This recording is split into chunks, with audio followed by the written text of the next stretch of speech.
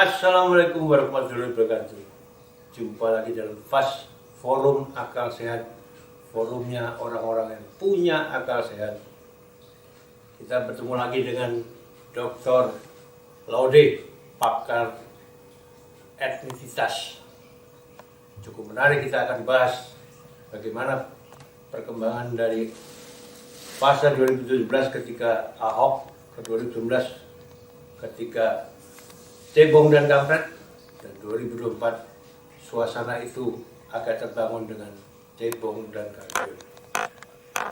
Apa dan detailnya bagaimana tentang politik dan apa pengaruhnya di pemilu 2024, kita dengarkan secara ilmiah, secara logik tentang politik identitas yang akan mengaruhi di pemilu 2024 dengan Dr. Laude. Assalamualaikum Bang. Waalaikumsalam warahmatullahi wabarakatuh. Tentu ini. Siap Bang. Bang, ini kan suka nggak suka pemilu 2024 ini nuansa identitas, atau sering dikatakan oleh para basar itu identitas atau apa bentuknya lah. Artinya Bang lebih paham bahwa itu adalah bagian daripada politik identitas kayak gitu. Boleh Bang diceritakan pandangan Abang lah tentang suasana yang akan terjadi di pemilu 2024, khususnya yang sama-sama kita tahu 19 adalah cebong dan kampret kan gitu. Nah ini kemungkinan seperti apa Bang? Silakan Bang. Baik, terima kasih ya. Ini pertemuan yang ketiga, kita langsung menuju ke ke suasana politik 2024 ya. Siap Bang. Ini pergeseran propaganda politik dari cebong melawan kampret, kemudian saat ini cebong kadrun gitu ya. Suasana seperti itu Bang. Suka nggak gitu suka ya. itu. Astagfirullahaladzim. Jadi gini ya, yang pertama secara jujur saya katakan, ini bukan persoalan ilmiah yang saya katakan ini, tapi berlatar belakang ilmiah, khususnya ilmu politik. Siap. Ya. Jadi kegiatan buzzer RT maksudnya ya, melontarkan isu kampret cebong, lalu cebong kadrun, itu gerakan politik. Itu gerakan politik. Ya. Karena yang dihadapi adalah identitas nasional. Kemudian calon yang dia bawa itu berlatar belakang non national identity, yaitu Ahok, maka dia harus serang yang dari national identity asli tadi. Nah, itu dari situ diperoleh simpulan bahwa mereka itu gerakan politik. Dia terima atau dia terima mau enggak gitu ya. Dia tolak mangga, marah mangga, tapi itu gerakan politik yang disebut propaganda, propaganda politik. Itu secara ilmiahnya? Secara ilmiah, itu dilatar belakangi oleh teori politik. Oh, teori politik. Nah, teori politik ya, bahwa mereka itu adalah gerakan politik. Mengapa? Dia merepresentasikan dari kekuatan politik tertentu. Nah, untuk memenangi kontestasi politik di pilkada dan di pilpres 2019 itu loh ya, kalah di pilkada DKI kan gitu. Karena pengaruhnya menurut Abang kemungkinan di 2024 apakah masih akan ke bawah suasana itu?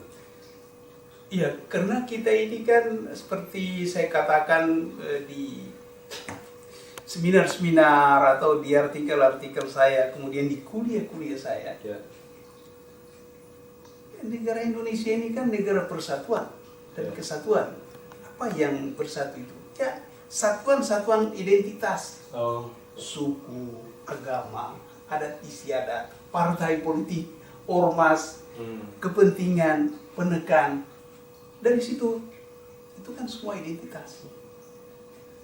Nah, artinya di dalam sistem politik kita, sistem politik Indonesia itu yang mempengaruhi politik negara kita di dalam pemilu untuk menentukan pemimpin di republik ini, instrumen-instrumen politiknya itu adalah satuan-satuan identitas nasional tadi.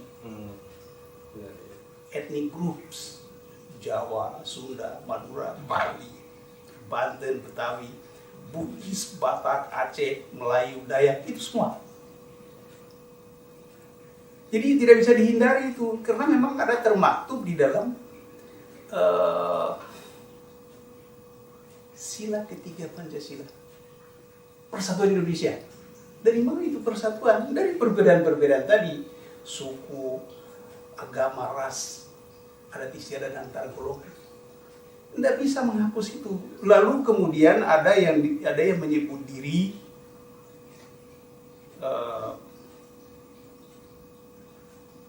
Aliansi Kebangsaan Indonesia ya, KBI, anti politik identitas. Itu pilihan politik yang salah, atau pilihan slogan politik yang salah, atau propaganda politik yang salah, keluar dari nilai dasar negara itu. Keluar. Mengenai orang mau berpolitik, ya saya orang Jawa, saya orang Bugis, mau pilih orang Bugis, saya orang Bugis, mau memilih calon Jawa, selalu salah apa? Saya beragama Islam, saya mau milih tokoh-tokoh Islam saja, yang lain saya tidak mau, salah apa?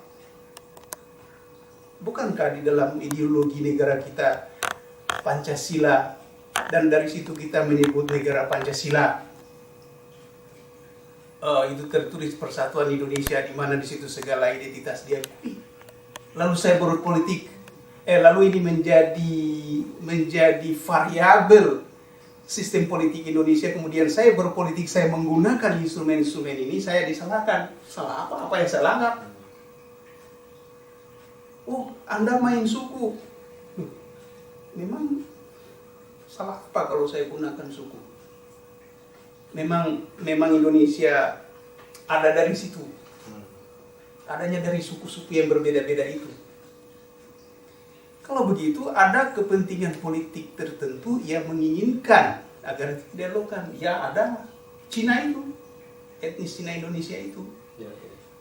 Karena dia kalau ikut-ikutan di dalam politik identity ini pasti kalah sebelum memilih gitu. Sebelum pemilu sudah kalah duluan. Dia kan jumlahnya, kalau menurut penutur asli, Cina itu jumlahnya 1,2% Indonesia. Dari keseluruhan? Dari 270 juta. Jadi kalau dia mau mencalonkan diri sebagai presiden, ya, sebagai gubernur, sebagai wali kota, sebagai bupati, sudah kalah duluan. Kecuali di kota Pontianak sama kota Singkawang. Kota Pontianak itu jumlah EC itu 32,15%. Oke. Lalu di kota Singkawang itu berjumlah 40,06%. Itu data tahun 2009. Sekarang bisa berubah, bisa dia turun atau dia naik. Ya. Jadi mereka ini sebetulnya. Nah, dari tekanan kepentingan politik mereka ini dilatar belakangi dengan menguasai ekonomi nasional. Antara 75% sampai 80% ekonomi nasional, kemudian 79% menguasai lahan-lahan perkebunan dan pertanian. Ini digunakan faktor penekan terhadap pemerintah. Oh, yang sering dikatakan sebelah naga mempengaruhi. Iya, itu masuk situ. Ya. Nah, siapa yang bersalah dalam hal ini? Ya pemerintah. Kenapa berikan dia izin untuk menguasai sampai 79%? Dalam regulasinya? Iya, dalam regulasi. Kasih dia, kemudian Anda setelah kasih, Anda takut sama dia, Anda hormati dia. Ini tidak logis. Dan selalu mengaruhi sistem perpolitikan Indonesia mereka. Iya, selalu mempengaruhi gitu. Jadi ibaratnya begini, gua nggak dukung kampanye lu, gua nggak dukung, ya lu walaupun terkenal nggak akan terpilih karena duitnya sama gue. Secara kapital ya? Ya, secara kapital. Karena di dalam demokrasi pemenangnya gini-gini. Di dalam proses politik demokratisasi atau proses politik demokrasi, berlaku simpulan begini, demokrasi itu mahal dan pemenangnya adalah kapitalis. Ya. Jadi kalau udah punya uang banyak, Anda jangan mimpi mau menang pemilihan bupati, wali kota, gubernur, presiden ya, atau memenangkan partai Anda gitu. Jangan. Nah, untuk itu ECI itu memiliki kekuasaan di situ. ECI ini maksudnya etnis Cina. Etnis Cina Indonesia memiliki itu. Bayangkan itu 75 sampai 80% ekonomi nasional harus sama dia. Ya. Lalu 8 orang terkaya di Indonesia itu adalah ECI. Satu orang India, satu orang Batak. Ya. Bang Hairul Tanjung itu. Yang satu lagi India itu, saya lupa namanya siapa itu India itu. Yang punya itu kali, Mayora atau apa itu? Mungkin ya. Lohia namanya. Oh. Itu aja campurannya itu. Dan itu sangat mengaruhi sistem. Iya, mempengaruhi biaya politik, biaya kampanye. Jadi jangan terlalu dicampurkan dengan money politik dulu ya. Ya. Jadi political cost namanya, campaign cost. Ya, Anda terbang kemana-mana bawa calon Anda itu kan pakai pesawat pribadi, Ya. itu biaya besar loh. 34 provinsi harus didatangi misalnya. Ya. Itu biaya besar sekali. Jadi memang perlu dukungan dari kapitalis itu. Nah, kapitalisnya itu adalah 9 naga itu. Ya, antara lain ya ada juga pribumi punya uang gitu ya. Ada juga yang sukarela. Contohnya calon Mas itu tahun 2019 emak-emak itu mengetahui bahwa Jenderal Prabowo itu sebagai capres kekurangan biaya untuk kampanye, emak-emak akan mengumpulkan uangnya itu. Euforia saat itu ya? Iya, euforia saat itu. Nah, itu menunjukkan bahwa memang kita tak punya uang, tapi kami punya nurani untuk mendukung calon kami untuk memenangkan pilpres misalnya begitu. Tapi kan tidak banyak orang seperti itu. Ya. Tidak seluruhnya orang seperti itu dan tidak separuhnya pula. Ya hanya orang-orang yang nasionalis saja. Ya kita inilah. Ya. Kita ini. Gitu. Nah, ini kemudian para capres, cawapres, cagup, ya, cabuk, cakwali itu sangat interdependen terhadap ECI penguasa ekonomi ini. Nah, jadi bahkan mereka datang memperlihatkan visi dan misi mereka terhadap bos-bos itu, bos-bos pengusaha atau multinational company yang ada di Indonesia itu. Mereka buat proposal bahwa apabila kami menang maka gitu ya. Nah, jadi ada semacam kontrak sosial dulu di situ. Artinya itu kecenderungan yang Anda lihat selama ini. Iya, selama ini begitu. Artinya bisnis tidak bisa lepas dari politik. Iya, tidak bisa. Jadi ini membuat Indonesia itu kalang kabut di dalam mengambil keputusan politik untuk negaranya sendiri. Sehingga UUD 45 pasal 6 ayat 1 itu, saya ulangi lagi, itu dicoret kata aslinya menjadi warga negara, itu dari tekanan mereka itu. Okay. Itu satu. Yang kedua, impres itu ya, impres. Lalu satu lagi yang terbaru, itu di dalam Undang-Undang ITE itu, ujaran kebencian. Itu kan sebetulnya melindungi kepentingan ECI itu. Ujaran kebencian itu tidak perlu ada sebetulnya itu, dicoret saja, itu tidak ada gunanya. Mengapa? ECI ini tidak usah diberikan fasilitas konstitusional seperti itu yang kemudian membuat negara ini menjadi colonized of nation. Kemudian bisa dia keluarkan uangnya untuk mendukung kampanye. Tidak perlu. Tetap dia bisa keluarkan uangnya untuk biaya kampanye. Dia takut. Takut dia kalau dia tidak keluarkan. Jadi ini satu kekeliruan betul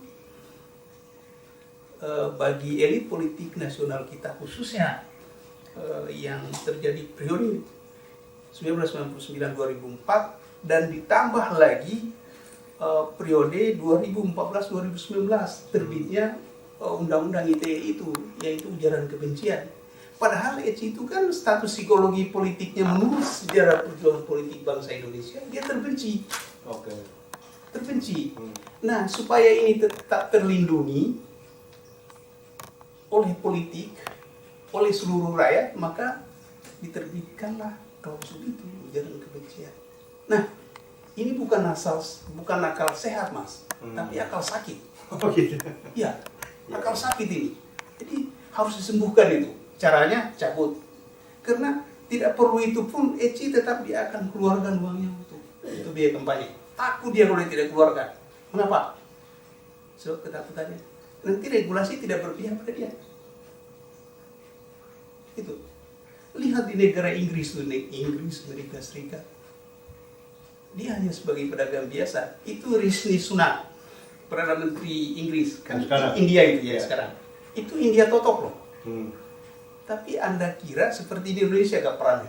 Enggak, dia tak lebih sebagai direktur perusahaan. Sewaktu-waktu bisa disentil sama parlemen, gugur itu orang. Dengan kata, aku tak percaya Anda. Sengaja dia bilang gitu. Udah selesai. Dan Inggris itu berpengalaman menggunakan bangsa lain untuk mensukseskan tujuan politiknya. Gurkha. Itu dipakai dia untuk pasukan elitnya. Itu pernah melawan Indonesia tahun 67. Tapi mereka kemudian berbelot, tidak mau melawan Indonesia. Tidak mau. Oh, mereka perangnya berdiri loh. Tidak merayap, dia berani itu. Ya, orang-orang Gurkha. Ya, Gurkha, jago sekali. Itu Perdana Menteri Singapura itu dikawal sama Gurkha itu. Lalu Brunei Darussalam. Itu pasukan Gurkha. Kita percaya amat sama Melayu itu. Padahal Melayu bangsa dia sendiri itu pakai Gurkha itu. Nah, yang kayak gitu ajaran Inggris. Nah, kita di Indonesia jangan ikut-ikut itu, tidak mampu kita. Dimakan kita sama dia itu. Misalnya, itu Inggris pakai India, lalu kalau begitu Indonesia pakai Cina juga dong. Habis lu dianeksasi negara EU itu. Indonesia bukan lagi pada kekuasaan pribumi tapi kekuasaan Eci nanti. Gitu. Pak Laude, ini kan sudah mulai ada pergerakan. Ya. Artinya partai-partai sudah bergerak, situasi sudah bergerak. Ya. Tapi masih aja kuat untuk masalah isu-isu etnis ini kan, identitas atau apapun lah bentuknya kan itu. Sampai berapa jauh sih Pak pengaruhnya di 2024 menurut pandangan Bapak? Secara persentase lah mungkin Pak. Ya, kalau pengaruh tetap ada ya. Tetap ada ya. Karena ini kan yang disebut kadrun itu kan nanti titiknya itu kepada Anies itu. Ya. Anies Rashid Baswedan kan Arab. Ya. Ya, kadrun itu kan kadal gunung pasir ya. Itu ini betul-betul akal sakit ini. Akal sakit. Ya, akal sakit. Propaganda sakit. Propaganda sakit. Tapi dipercaya gitu loh. Apa salahnya orang-orang Arab di negeri ini? Ya. Saya mau tanya kepada Eci itu. Apa salahnya orang Arab di Nusantara ini? Ya. Saya mau kasih lihat satu saja. Nasionalisme mereka menyatu secara jiwa dan raga kepada nasionalisme pribumi. Arab ini? Arab. Dalam memperjuangkan kemerdekaan bangsa Indonesia. Dalam memperjuangkan kemerdekaan pribumi dari penjajahan bangsa Belanda, bangsa Barat. Mereka mati juga. Artinya mereka menyatu? Menyatu. Ya. Dibanding bangsa lain yang masuk ke Indonesia? Ya. Dibanding bangsa lain yang masuk ke Indonesia? Dibanding dengan bangsa lain yang masuk ke Indonesia. Arab itu. Arab, India, Pakistan, Persia, Turki. Sama semua itu. Mereka disetarakan status politiknya di negeri. Disetarakan dengan pribumi. Tapi bukan pribumi mereka. Tetap bangsa asing. Tapi di dalam perjuangan politik dia menyatu dengan nasionalisme bangsa Indonesia pribumi. Nah, mereka itu disetarakan.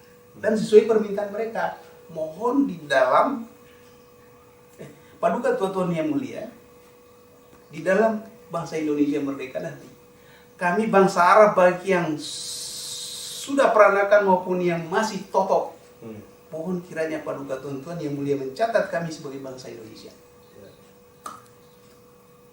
Itu yang mengucapkannya adalah A.R. Baswedan, kakeknya Anies Baswedan itu.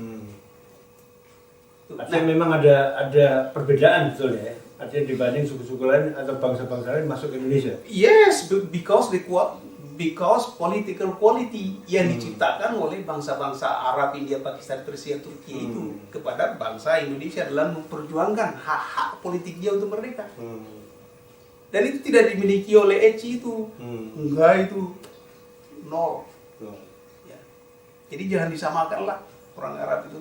Nah, itu karena faktor kecemburuan maka diciptakanlah propaganda kadrun supaya terhina, jangan sukalah sama orang itu. Dia kan kadal burung pasir saja, tidak punya apa-apa itu. Kira-kira begitu. Maksudnya jadi dihinakan ya. Intoleran dari mereka semua itu ya. Isu intoleran itu dari kepentingan ECI itu supaya menjadi perhatian nasional dan internasional bahwa Indonesia, Anda jangan diskriminatif terhadap ECI, kira-kira begitu. Ya. Nah ini kalau ini diterima, ini bukan akal sehat, ini akal sakit. Ya, harus dibetulkan, harus diobati. Nah, terkait pengaruhnya itu di dalam 2024, ya memang kalau kadrun itu ditujukan kepada Anies. Tidak mungkin kepada Jenderal Prabowo atau Ganjar Pranowo.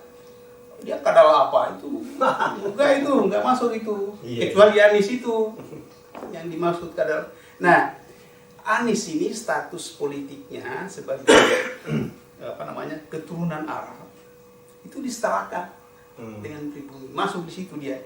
Jadi dia capres boleh. Tapi mengenai nanti partai politik mengusulkan atau tidak itu depend on partai politik. Nah, ditentukan oleh mereka. Sekarang ini kan ada di Nasdem. Nasdem itu 8, sekian persen. Dia harus mencari lagi belasan persen koalisi agar bisa mengusulkan Anies Baswedan sebagai capres itu. Nah, ini ya. Jadi pengaruh kadrun itu sekali lagi saya katakan dengan tegas itu tertuju pada Anies Rashid Baswedan, bukan kepada yang lain, bukan kepada yang pribumi. Gitu ya. Tapi cebongnya ke siapa ya? Ya.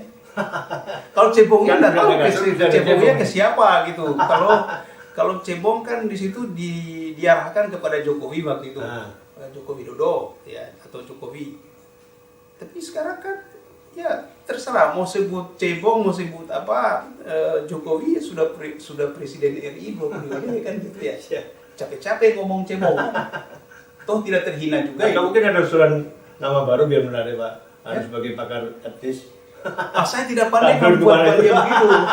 Itu tidak pandai saya membuat yang begitu. Saya lebih suka mengungkap yang real saja, walaupun berisiko sebetulnya. Jadi minimal risiko saya disebut rasi, saya disebut sara gitu ya. Tapi ya biarlah, ya menyebut saya sara silakan, menyebut saya rasi silakan. Toh yang saya sebut adalah bagian dari sistem politik kita, gitu ya. Bukan sesuatu yang salah. Justru informasi ilmiah dari saya itu perlu menjadi referensi politisi, bukan malah diserang. Diserang habis-habisan tanpa alasan, hanya mengatakan sara laude, rasis laude begitu. Tapi kalau ditanya apa alasannya ketika lalu disebut saya sara gitu, dia tidak mampu menjelaskan. Kalau saya menyebut ECI begini, kadrun begini, saya punya alasan ilmiah. Lalu dirujuk dengan sistem politik Indonesia, kok masuk ya? Jadi saya selain sebagai ilmuwan mengungkap ini juga sebagai seorang yang membela negara saya. Dalam rangka bela negara saya. Satu di antara nilai bela negara itulah memiliki kemampuan awal bela negara. Kemampuan awal saya bela negara adalah sebagai ilmuwan. Ahli politik etnisitas. Itu modal saya bela negara. Jadi saya mengungkap ini semua dalam rangka bela negara. Agar negara ini tidak dianeksasi bangsa lain karena faktor akal sakit, karena dicemari atau dikooptasi dengan kata demokrasi. Nah gitu. Itu Mas. Jadi aktivitas ini menurut Bapak yang pasti 2024 pasti ada ya? Pasti ada, tidak boleh diganggu gugat, tidak boleh dilarang. Karena itu bagian dari politik kan? Bagian dari sistem politik. Itu sistem politik kita begitu kok. Kalau Anda, maaf ya, atau lebih jelas sebut saja langsung lah, Golkar, PAN, P3, ya, PDI, anti politik identitas, ganti dulu ideologi politik Anda. Jangan pakai Pancasila ya, jangan. Tapi kalau masih pakai Pancasila lalu Anda atau ketua-ketua partai politik tadi mengatakan anti politik identitas, akal sakit, bukan akal sehat. Ya. Jadi memang itu suka nggak suka itu bagian daripada perpolitikan Indonesia dan harus diterima. Sistem politik Indonesia secara resmi, konstitusional, ideologi, doktrin. Siap. Gitu. Baik, saya rasa ini cukup menarik pembahasan dari Dr. Laude, pakar politik aktivitas ya Pak? Iya. Aktivitas yang mungkin satu-satunya di Indonesia saat ini. Dan beliau sudah pasti buku beliau ini adalah buku tentang pribumi. Dan wajib beli kalau kita sebagai politik Indonesia, buku ini sangat berguna. Dan 2024 apa yang disampaikan oleh Dr. Laude ini harus diterima oleh partai politik maupun pelaku politik. Kita tunggu episode berikutnya dengan Dr. Laude dengan kupasan-kupasan yang lebih menarik. Terima kasih. Wassalamualaikum warahmatullahi wabarakatuh. Waalaikumsalam warahmatullahi wabarakatuh.